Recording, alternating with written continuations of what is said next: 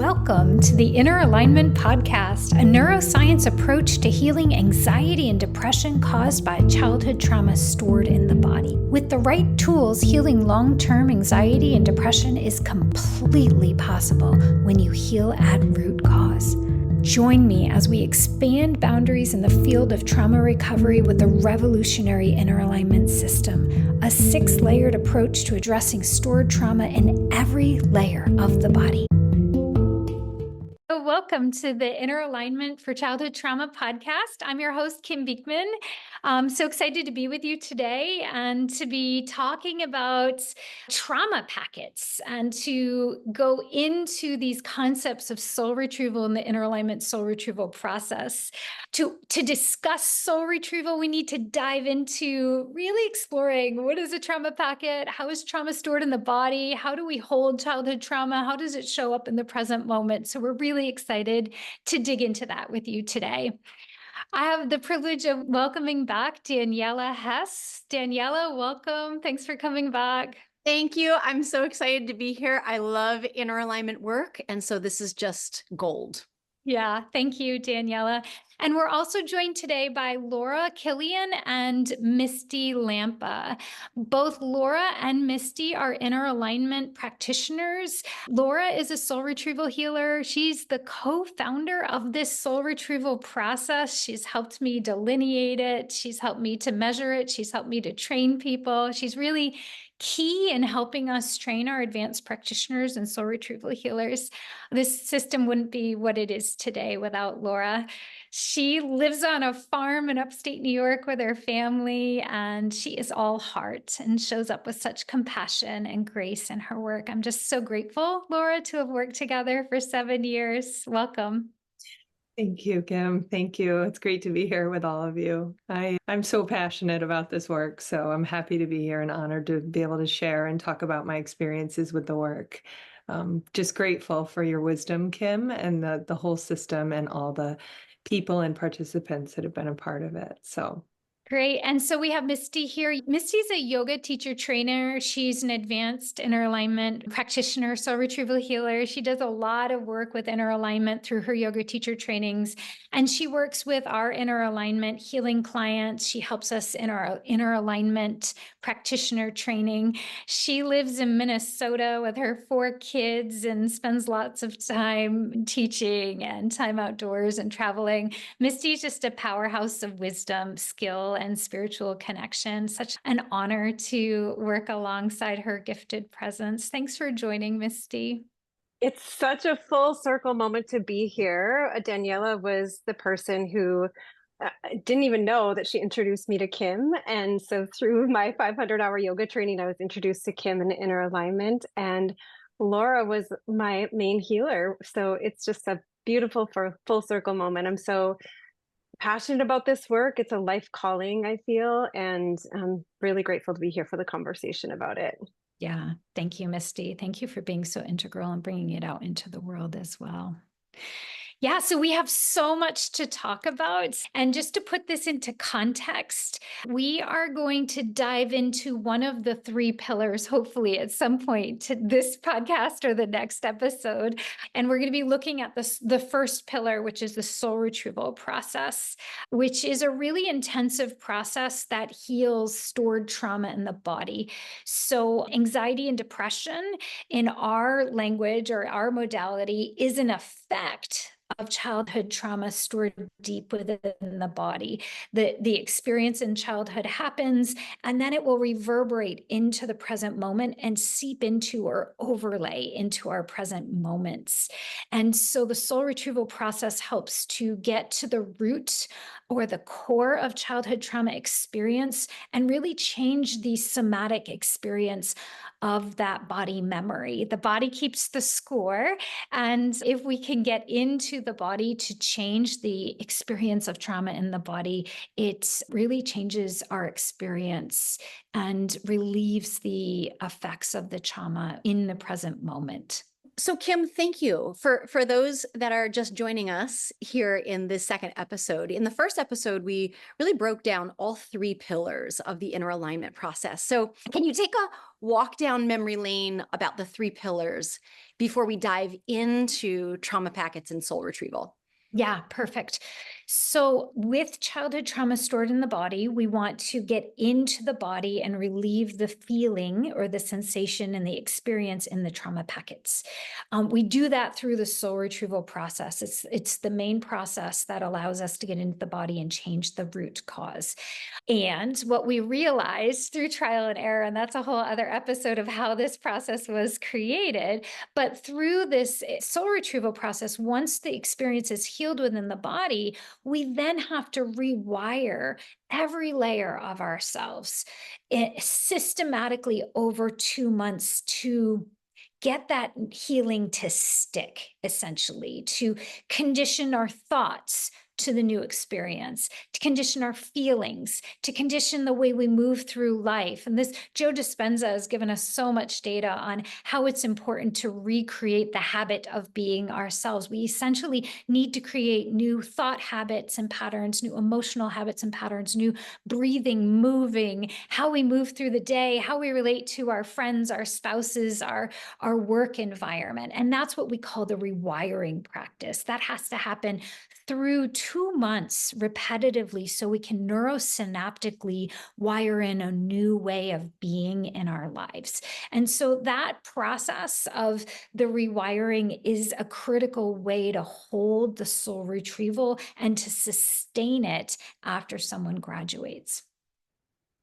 And then the last piece, or the most important piece that bleeds in, is really creating love as the basis of the work. And that sounds very fuzzy and hooky spooky in a way, like, what do you mean, love? But it's really holding the fifth dimensional heart space, that consciousness of divine love, and being the vessel of love, and teaching our clients how to live in that space of safety and connection and worthiness, and like they matter and like they feel good.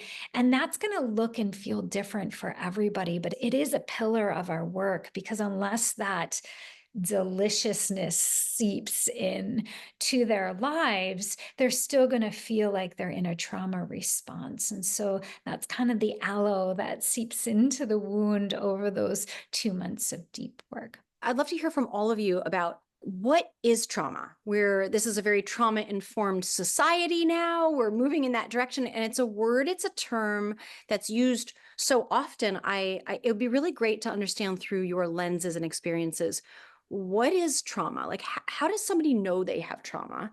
Is there anyone that is exempt from having trauma? So let's start there. I don't feel that anybody is exempt from trauma. I don't feel that as a mother, I have not created trauma in my own children, to be frank. It is the smallest trauma to the biggest trauma. It all affects us differently, and it all affects us from the age of 25, 24 and younger, when we don't have that full rational mind development. It is stored in our body, and we are seeing scientific proof written about that stored trauma in the body.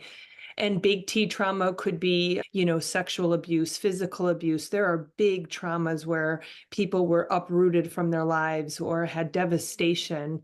And then there's little trauma where somebody got bullied on the playground, where somebody got up in front of an audience at a band performance and they forgot their notes.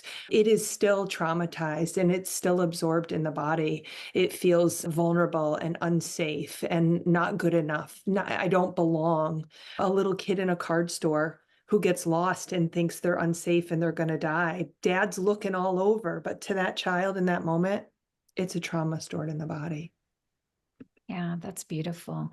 And it gets formed in our bodies. So like as children, I don't know if you've for myself, I've had children and I've watched them. Like, do you ever take a kid camping, like a toddler camping, and they're like putting sticks in their mouths and throwing rocks against the car, right? Like, so kids experience life through their bodies. That's how they learn. And while they're doing that, they're like building neurosynaptic circuitry within their brain and neurochemistry. And it's how the brain forms and how the body really experiences life. And so they live through the body, they experience and learn through the body. They don't have a developed prefrontal cortex to filter out the world or to be able to process what's happening. And that's why they need parents to keep them safe and protected and to care for them, right? Because they might just walk out in the middle of the street because they don't have a fully developed brain that says, oh, I shouldn't do that. That's not safe. And so that same way that that children learn is how trauma can get trapped in the body and how the neurocircuitry can be built around those trauma experiences. So just as they feel a rock or they feel a hot stove and they're like, ooh, hot, pull my hand away, right? That experience of dad yelling at the very first moment at 5 years old can be an experience that goes straight into the body. And because this happens without us even knowing it, as parents, we're like, we don't know what's impacting the child, but trauma would be an experience like that overwhelms the nervous system, that overwhelms their understanding, their thoughts in the moment. It overwhelms them emotionally. They feel fear, they feel scared, they feel unsafe or disconnected or unworthy or unloved or like they didn't matter in the moment. So any of those experiences that happen and overwhelm a child's system has the potential to be stored as trauma in the body. Yeah, and if I can even add to that too, right? As parents, we're just finding our way through. And so there's so many things that we don't know, like you said, that we're doing that are creating trauma in our children's bodies. I said to somebody last night, I said, no, everybody has childhood trauma.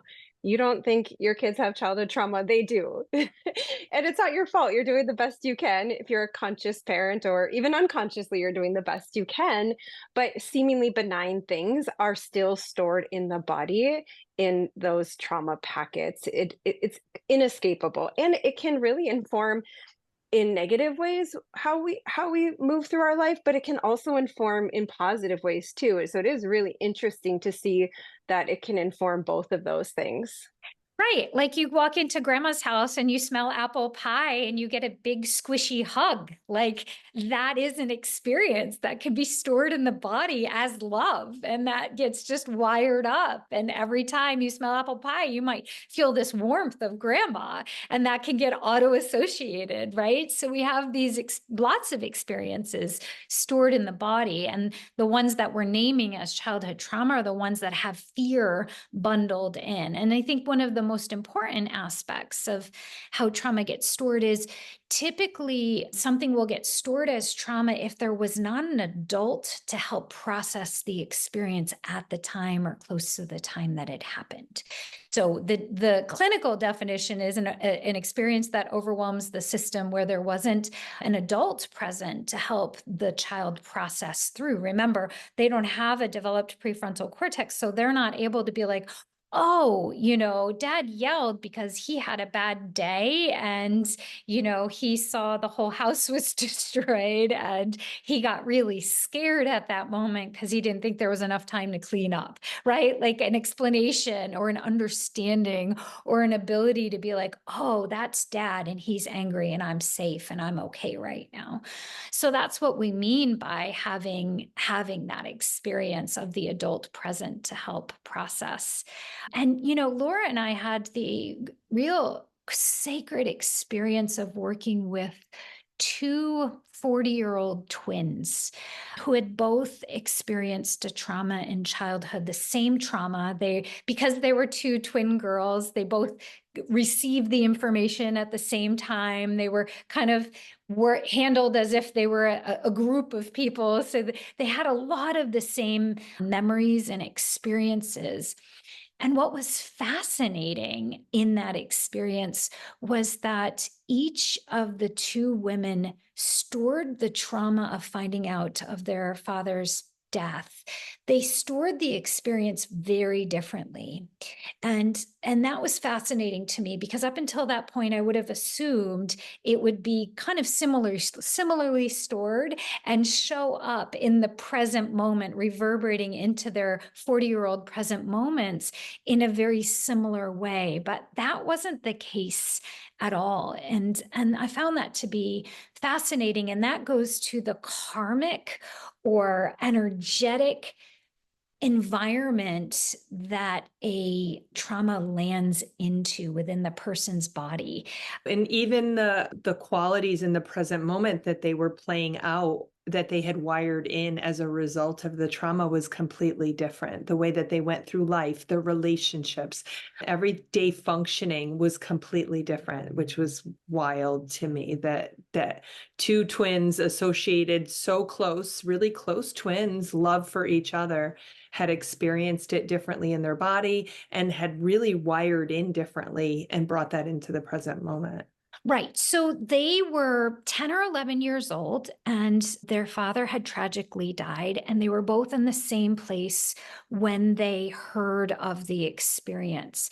But one of them internalized the experience. Her trauma really was stored in the root of her body and affected her sense of safety. And it showed up as chronic anxiety in her life. And so the way that she experienced it or processed it, she didn't feel like her her mom had really helped her integrate the experience. She felt unsafe. She didn't feel cared for. So she really felt like she didn't have the safety in that moment. When that happened, it was almost like the cork came out of her root, and she was kind of almost outside of her body from that point on, in this really untethered state. So twin A experienced it as feeling unrooted, unsafe, and really wound up having chronic anxiety for the 30 years that followed. And then twin B didn't experience the distance from mom. She felt like mom helped her process the experience.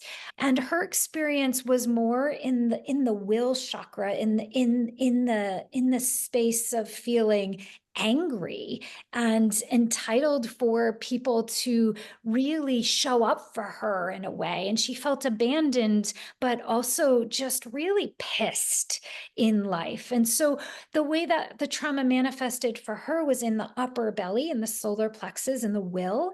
And she had more fire and anger and resentment. And so she experienced her trauma, felt like rage or anger that showed up in her life and with her relationships. It was really so differently stored. And when we got into the trauma packets, their body memory was just completely different of how they assimilated that situation. Yeah, and I think that really speaks to the uniqueness of how each of us stores differently in the body and how we absorb the trauma in the moment.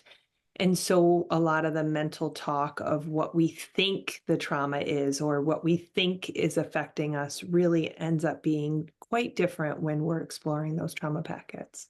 Later in life, the mental story that they created about the trauma was very different, and how it was stored was very different. So how someone doesn't really start to create the story about their trauma until they're maybe late teens or 20s. And that's also really fascinating, because we've had the experience of working with teens, and they don't really have a lot of story about their traumas, even if they've been through a big trauma. Like, their mental body hasn't really capitulated the experience the way a 20, 30, 40, 50, we've worked with together 80-year-olds that had trauma packets around a polio experience. Kim, when you say that trauma is stored in the body, can you speak to where is it stored and what are like the mechanics of, you have an event, and then can you walk us through, like, how does that happen? How does it work into our bodies, and where are they? To explain that, we first have to touch on this concept of the dimensions of consciousness and body consciousness versus spiritual consciousness versus mental consciousness. Bessel van der Kolk talks about how trauma is stored in the body and how the body keeps the score. And in inner alignment, we call that body consciousness the second dimension consciousness. So people around now have heard of 3D and 5D, and they think, oh, we have to move out of the third dimension and get into the fifth dimension, which is the spiritual dimension of consciousness. And if you follow Barbara Hand Clow's definition of the dimensions of consciousness, we actually have to be multidimensional. We need to have connection to all the dimensions of ourselves. We don't want to just be in the 5D in the spiritual consciousness, because we have this physical body and we have to like be adulting in the body, right? An issue shows up typically in the fourth dimension consciousness. Like, I have an issue with my spouse. I'm upset with him because every time I ask him to do something, he does it this other way. And we just never, he doesn't hear me. And I feel like, right? So that's a fourth dimensional issue. That's a current life issue that's playing out in the mind and between two sets of minds in this space of duality of who's right and wrong and what's the best and what's the worst. So that's what we would call the fourth dimension. So we notice there's an issue when in fourth dimension. And ideally, we're aware that the issue is actually starting probably in the trauma packet, which is in the second dimension. So the third dimension is the physical body. And what we'd say the second dimension is a deep feeling, somatic experience, like near the organs, near just beneath the skin, often very much felt from the neck down to the bottom of our torso. And that's that second dimension, that space in the feeling body is, I would say, where trauma gets stored. It's interesting how this shows up, right? Because it's stored in the second dimension, and you'll often have clients that are coming in saying, well, I have anxious attachment, or I have this. They've done a lot of work in the mental body consciousness to know what's wrong with them, but they still can't shift out of that because it's still stored in the body and they haven't taken care to heal it in the body yet, or to process it in the body yet. People listen to podcasts and read books and they understand it from fourth dimension. Like, they've rewired the way they should think. Like, I shouldn't feel victimized, or I shouldn't feel powerless, or I need to be in abundance mindset, right? Like, they've rewired the way they should think, but their body is very much in that place of powerlessness, or that 6-year-old memory of feeling like they don't matter, or they shouldn't say what's on their mind. Yeah. And again, the talk therapy that's beneficial because it helps the mental, that fourth dimension, right, wrong, good, bad, should, shouldn't layer, understand it, is often what somebody is trying to heal the trauma, to heal the patterns, to heal the anxiety and depression from. And while that's beneficial to understand and put those pieces together, it is, like you said, Kim, that somatic feeling that still is playing out and literally attracting things into their life from that place versus I know I shouldn't be doing this, but why do I keep playing out the same thing? Because their body is a magnet. It literally is an energetic magnet attracting from that somatic place in the body. So the whole thing is really fascinating. And I do love the study of the consciousness because it does help bring some more understanding to all the different levels of trauma.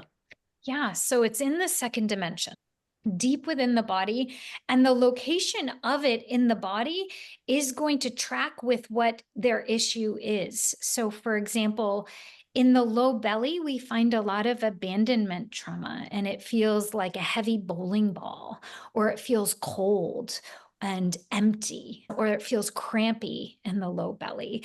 So there's actually a physical, and where the physical and energetic layers of the body meet, there's actual very typical sensation in those chakras or those spaces. In the upper belly is often like a deep sense of unworthiness, or I'm bad. And that unworthiness will feel like nausea or heat, or like hot movement, or knots in that mid belly or upper belly in the solar plexus, or anger can feel like that. And then the feeling of unloved, or that anxiety of feeling not cared for, can feel like pressure or squeezing in the heart or on top of the rib cage, or that feeling of like I don't matter, or like my truth can't come out, might feel like a lump or a squeezing in the neck. So there's very much of a sensation associated with the theme of what's happening for that person or for that child. And the trauma packet is stored in the second dimension in a space in the body. And there's very much sensation in the physical and energetic layers of the person if once you go into that third and second dimension self. And it can take some time for people to feel the sensations. I recall starting this program and have been practicing yoga for like 18 years and not being able to feel right away. So it can take some practice for clients to feel what's in their body, to feel the trauma pockets and the sensation, but it's there. It's never not there. Right. Yeah.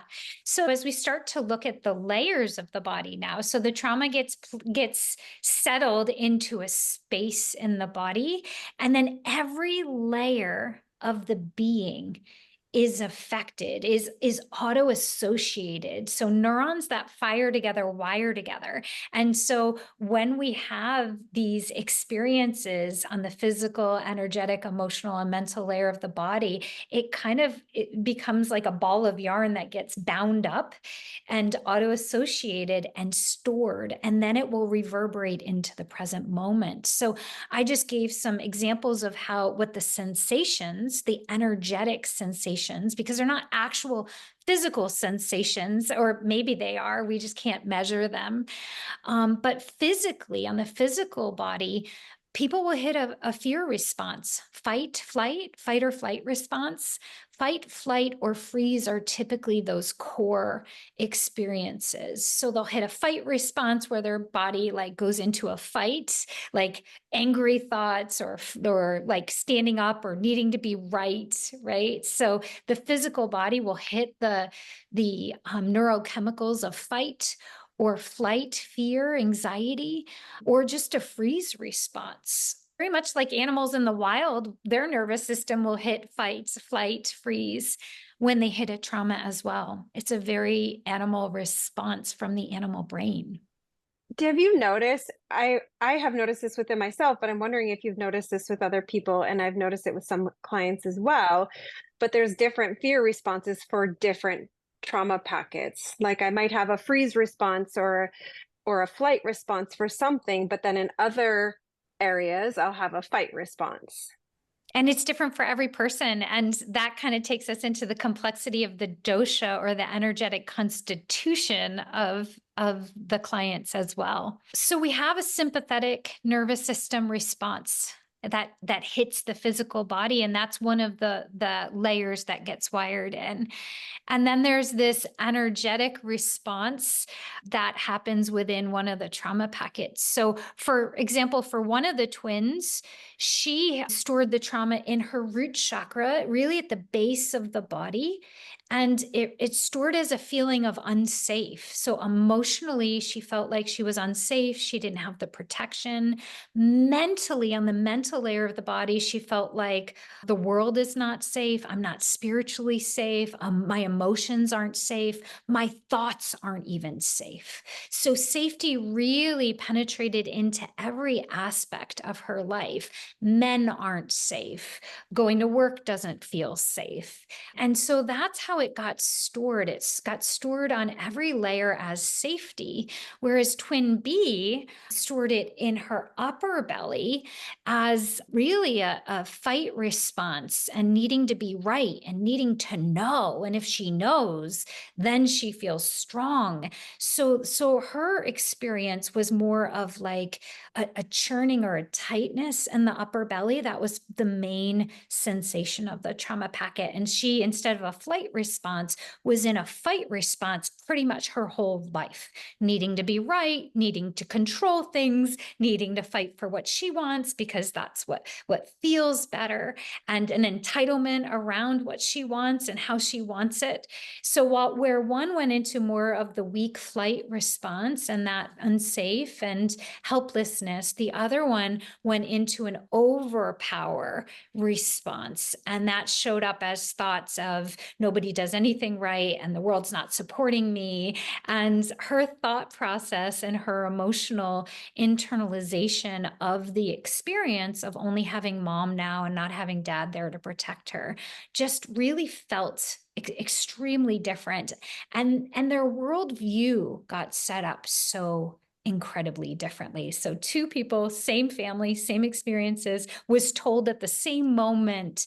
And then the way that this created their life experience was just completely different. They had a whole different paradigm as they moved through life. And I think having the privilege to work with twins that had that information at the same time gave us a lot of information and detail of how unique. So as a practitioner, never assuming I know that, oh, it must be this and it must show up in the body. It must be in the root chakra. And here's what we can do to work it. Like, we don't ever know. We just never know where it got stored, how it got wired in. A top of mind question now, as I listen to all of this, is if everyone experiences trauma and trauma is stored as trauma packets in the body, how do these trauma packets that have not been attended to present in day-to-day living? Like, what are some of the symptoms and signatures that somebody would experience or exhibit that indicates, oh, that's how trauma packets unattended act and present? I can give a couple examples that might be useful. So there was somebody that I worked with who had a business, and it was in a building, and every day she came into work, she would walk past the building of the building manager who she paid rent to and whatnot. But she would avoid going past there because she was always afraid she was in trouble for something. Always afraid. So just avoiding any getting in trouble. She had wired in, I'm a bad person. And when going into the trauma packet, it was one of those experiences that was very benign. She was 4 years old and her mom had a gift wrapped under the bed, and she was a curious 4-year-old, unwrapped the gift. It was a bottle of lotion. I still remember this. It was a bottle of lotion. So she tried to wrap it back up and pretend like she didn't get into it. Well, her mom discovered the disheveled wrapped gift and kind of threw a fit saying, who did this? And she never admitted to it, but she held in her body from that moment. That's what came through, that she was a bad person and she was going to get in trouble. And so that pattern kept playing out in her adult life until we went into the trauma packet, and that's what had happened. That's a great example. And I think what that does is characterizes sometimes people would be walking around with a set of emotions that don't match the current situation. Like, I feel like a bad person, but I'm just walking by a building, right? Like, so something like that, it's pretty obvious that this feeling doesn't match what I quote unquote should be feeling in the present moment, right? There's like, this must be old, or this, what is this? Or is this my trauma talking, right? So there's those experiences. And then there's experiences like we've had parents who are railing up against their kids, right? They're just like so triggered by their one kid who's always yelling or always doing the thing. And the parent actually believes that there's an issue with the kid, and they're really triggered in the moment and merged with the current life experiences so much that they think they have to fix the kid because the kid's the problem. But when we get into the trauma packet, really what we access is that this adult has trauma packets about feeling out of control and feeling overwhelmed and feeling like a bad person, right? Or feeling like they were never listened to. So it can be anything in the trauma packet, but it's being played out as if the kid is the problem, and that if we could just fix the kid, then I'll feel okay. But in truth, when you work the anxiety around the kid or the depression around being a parent, it's really rooted in an old experience in that parent. And so people will present in either way. Like, I have this big feeling that doesn't match the current situation, or I have a problem with this other person in my life, and I need to manage my anxiety or depression around it because it's really ruining my experience of life. So that's how it'll present. But then what happens after that trauma packet is formed is the years that follow will start to neurosynaptically wire that 8 or 10-year-old around that belief system. So to give the example that Misty just gave of the person that feels like they've done something wrong, then they'll start to filter life. The brain will start to filter life on, oh, what did I do wrong? And then there will be more data points of, oh, I did this wrong, or I'm wrong here, or I'm wrong there. And a whole belief system habit of going through life will be formed around self-doubt and being a bad person, about doing things wrong. And that paradigm will build a life of its own. The brain will be wired up, always filtering and vigilant about being wrong or bad. The situations that person will attract into their life will affirm, oh, there's another place that I'm wrong. There's another place that I'm bad. And then a person's worldview or consciousness will be set up around that one or few trauma packets that really dictate.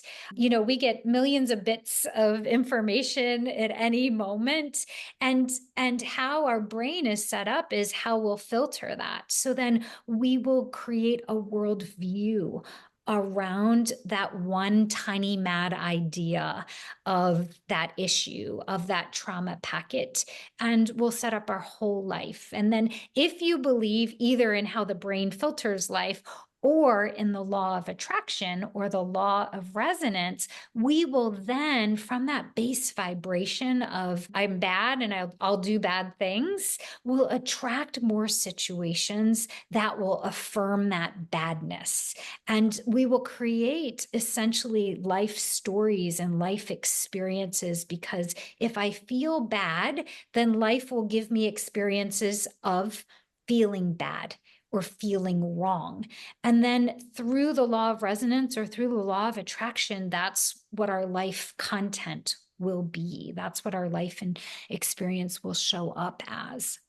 And I think that's what you start seeing. You start having somebody come to you and they're like, I don't belong at work, and I don't belong with my in-laws, and I don't belong with my partner. And you just start seeing it everywhere. So because we've had the experience of working with a trauma packet, it becomes like this beacon of like, I don't belong, and you're seeing it play out in the pattern, but the person has wired it in so heavily and they've set up their whole life around it that often it's hard for them to see it initially. And I think that speaks to the love container that we use to help them see the pattern, where they're attracting. Why is this continuing to show up in my life? I don't belong at my job. I don't belong in my family. And that really is usually when they show up and they're like, something is vibrating within me and I don't know what it is. And I've talked about it for 20 years.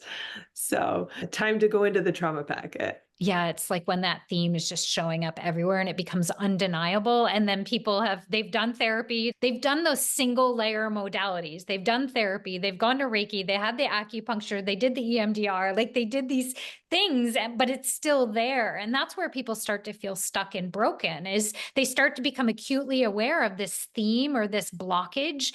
And then they just don't know how to get to it, because often we're trying to get to it from the mind and from the intellectualization of the feeling. Like, that's the fascinating thing. Like, when we have emotional issues, we go to a therapist and then we go from the sensation of the emotion into the head and we talk about it and analyze it. So even there, we're not processing emotion in the space of a body. And sometimes we're somatically feeling it, and that's good to feel it, but that often doesn't make it change or go away per se.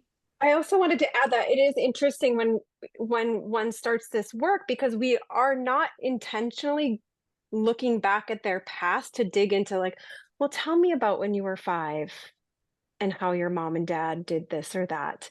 We're going into the vibration of what is replaying currently in the moment in the last few days. And then that current life vibration or pattern is what gives us access to where the trauma packet is. And the body is the thing that tells us what memory is there. Yeah, it is a body focused. It presents through the body, and it's from the body. The body shows us where the work is, rather than a top down. It's almost like a bottom up approach to doing our healing, so that we're healing the trauma packets that are making the most noise in the present moment, rather than poking around looking for trauma packets. Because, at any point we have not like tons of trauma packets maybe.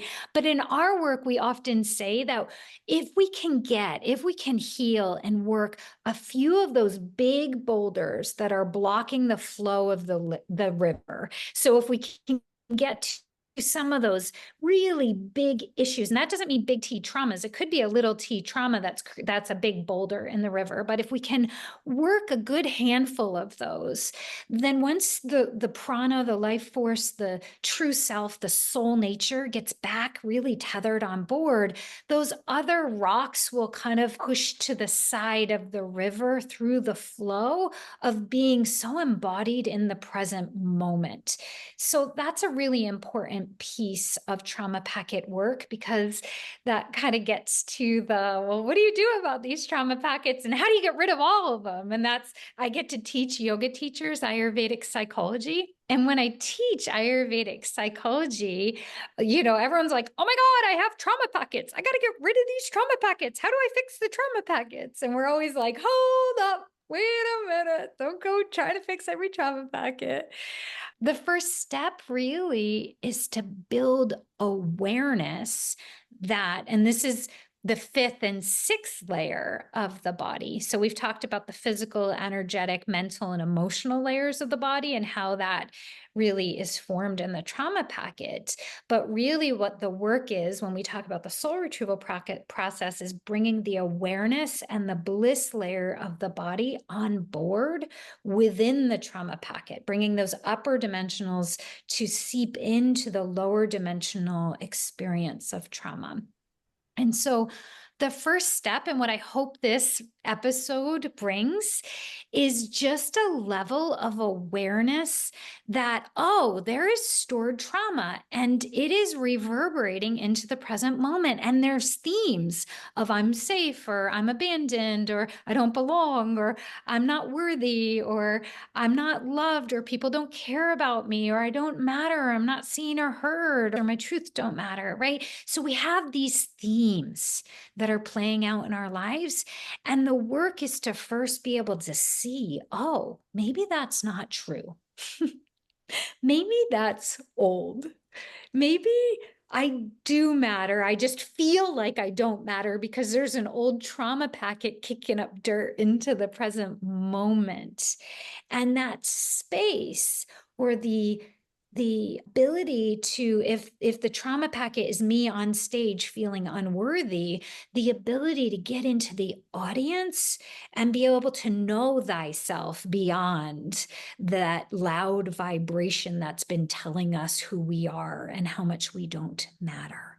And if we look at the soul, or the bliss layer of the body, being an expansive part of ourselves, like 99.9% of who we are, then that 0.01% of the consciousness that's in the mind, in the physical layer of the body, is just a tiny fraction of the truth of who and what we are. And the awareness layer of the body gives us the ability to pan out and to feel who we are, not to just know conceptually, I'm more than this little reaction, but to actually feel the expansiveness of the love that we are, the beauty that we are, the value that we are, the how much we matter, and how it's our birthright to feel and be the love, right? That 99% of us that is the divine aspect. And the awareness of the fact that my small mind is telling me I don't matter, or I'm not worthy, or I'm not enough. And maybe that's probably not true. And maybe there's so much more. And maybe that's kind of ridiculous and funny. And even though it feels really loud and it feels like 100% truth in the moment, that's starting to build that awareness and the ability to feel the unworthiness without merging our consciousness into the small mind beliefs that we are in fact unworthy. And to know that I'm not alone, like everybody has it. So it's not just the broken problem child over there or the broken home. And it was just me and I'm alone in this, that we all have some level of trauma, all of us. And that's oneness and consciousness. All right, friends. Well, we'll leave it at this cliffhanger. This was what an incredible dynamic conversation. Thank you. I thank all three of you for your first and foremost, your commitments to yourself in your own healing journeys, for going through this process for yourselves. And then with such vast open hearts, your devotion and dedication to helping others to become free of unnecessary suffering through the inner alignment process. So thank you all so much. And yeah, thank you, Daniela. we'll be back for episode 3. Yeah. Thank you to Laura and to you. Misty as well for lending your experience and your insight and your expertise. What a gift to be with you and Daniela. Many blessings, friends. Namaste. Thanks for tuning in to today's Inner Alignment podcast. If you're ready to dive deeper into your anxiety or depression healing process, learn more about our 2-month Inner Alignment healing program. The healing program addresses trauma on all 6 layers of the body, and the program has been successful for over 400 participants.